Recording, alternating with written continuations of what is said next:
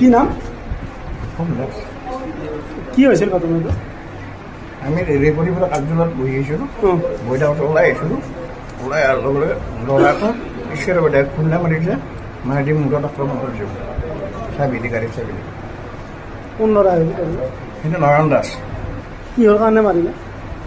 কিহৰ মানে আগতে কিবা এটা পুৰণা হেৰি আছে থানাটো দি দিছে সেইবিলাক এতিয়া থানাতে আছে আমি মীমাংস কৰিছোঁ সেইটো হয়তো সেইটো সূত্ৰপাত আহি হেৰিটো গৈছে আৰু কাৰ্যালয়ৰ ভিতৰত মাৰিছে আপোনাৰ কাৰ্যালয়ৰ দৰমুখতে কি হেৰি মাৰিছে বাইকৰ চাবিৰে আৰু বিশ্ববিবাহ স্কুটি দিয়ে খুন্দা মাৰি দিছে কি হৈছে মানে এতিয়া জনামতে তেওঁক মাৰিছে আমি সেইটোৱে গম পাইছোঁ গম পাই কিনে আমি লগে লগে আছোঁ ইয়াতে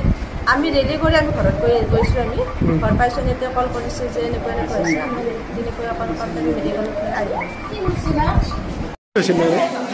ঘটনাটো আচলতে আজিতো নিৰ্বাচনৰ প্ৰচাৰৰ শেষ দিন আছিল শেষ দিনত আজি পদুমবাৰী পঞ্চায়তৰ আমাৰ কৰ্মীসকলে লগ লাগি এটা প্ৰচেছন উলিয়াইছে প্ৰচেছনত গৈ থাকোঁতে মই শুনা হিচাপত মই অকণমান আগতে আহিছোঁ গৈ থাকোঁতে ইয়াক বাইকৰ পৰা নমাই লৈ দুজন ল'ৰাই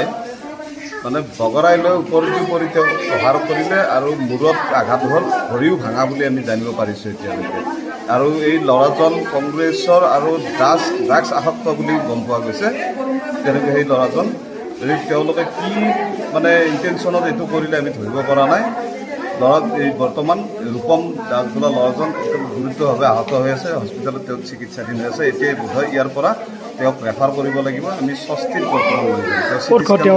তেওঁৰ ঘৰ ইয়াতে আমাৰ এই ওচৰতে ঘৰ বিজেপি বিজেপিৰ